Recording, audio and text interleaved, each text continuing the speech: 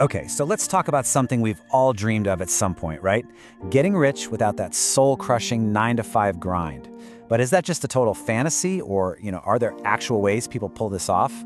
Well, that's exactly what we're going to break down right now. Ha! Let's be honest. This quote kind of hits a little too close to home, doesn't it?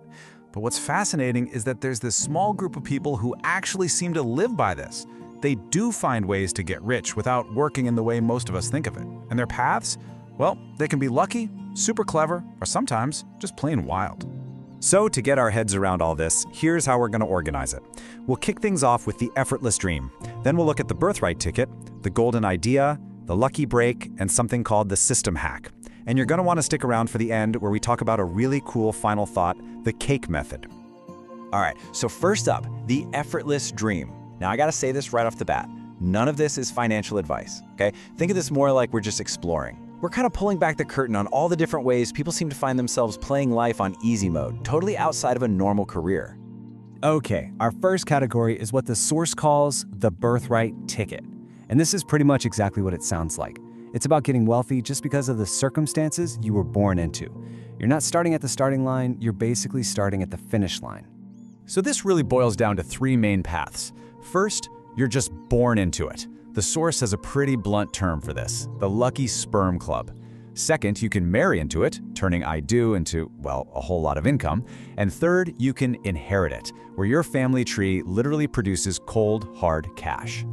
And this slide right here, it just nails the whole concept. For most of us, success feels like this long, hard climb up an endless flight of stairs. But for people with that birthright ticket, it's like having a private elevator that just zips straight to the penthouse.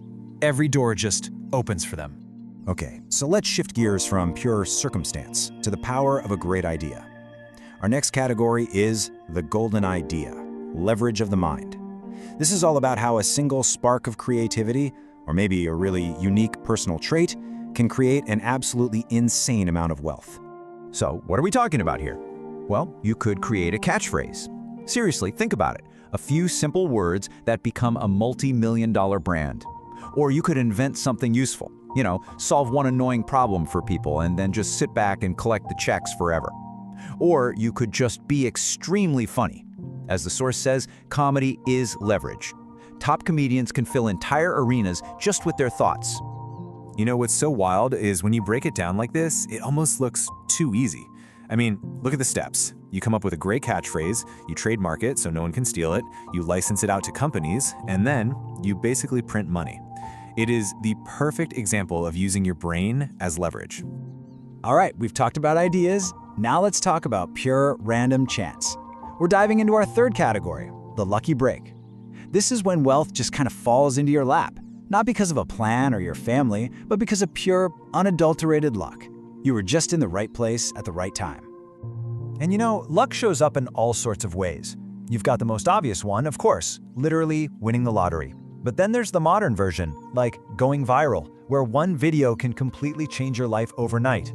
You could actually find treasure. Yep, it still happens. Or maybe you find an old, forgotten crypto wallet that's suddenly worth a fortune. And then there's a type of luck you're just born with, being extremely good looking. Now the thing about this is, it's not just about vanity. The halo effect is a real thing. It's a psychological bias where we just automatically assume attractive people are also smarter, nicer, and more competent. And that bias opens doors, it creates opportunities, and yeah, it can directly lead to making more money. It's basically a form of luck you're born with. And to really get a sense of the sheer scale of what a lucky break can mean, just look at this number, $1.5 billion. That's the kind of insane reward that can come from one single lucky lottery ticket. But that's the first thing you think of, isn't it?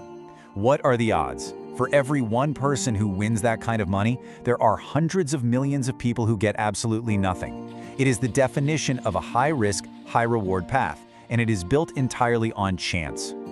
All right, so we've done luck, now let's get into pure strategy. Our final category for creating wealth is the system hack. Now this isn't about breaking the law. It's about understanding the rules of the game, the financial and legal systems, so well that you can make them work for you. So how do people do it? Well, there's the controversial sue and settle route, where someone else's big mistake becomes your big payout. A more classic way is to just own land in the right place and let time and location do all the heavy lifting. Then you've got the bedrock of all passive income, dividends and interest. Literally your money making more money for you while you sleep. And finally, maybe the holy grail of system hacks, creating what's called residual income. This slide defines it perfectly. The whole idea is so simple but so powerful. You do the work one time, and you get paid for it forever. You know, think of a musician who writes one massive hit song. It gets played on the radio for the next 50 years. The work was done in the past, but the paychecks just keep on coming. So, we've gone through birthright, great ideas, pure luck, and hacking the system. But the source material leaves us with one final, really powerful metaphor for getting wealthy without just working yourself to the bone. We're going to call it the cake method. And there it is. Man, this is just such a brilliant way to think about it. You can spend all your time, all your energy baking a cake from scratch. That's the hard work. Or you can figure out how to be in the room when that cake is being served. It's all about being close to where the value is happening.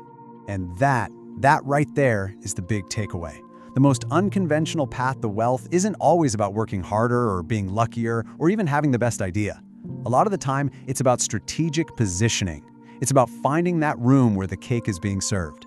So the question I want to leave you with isn't just about how to get rich. It's how do you get into the room?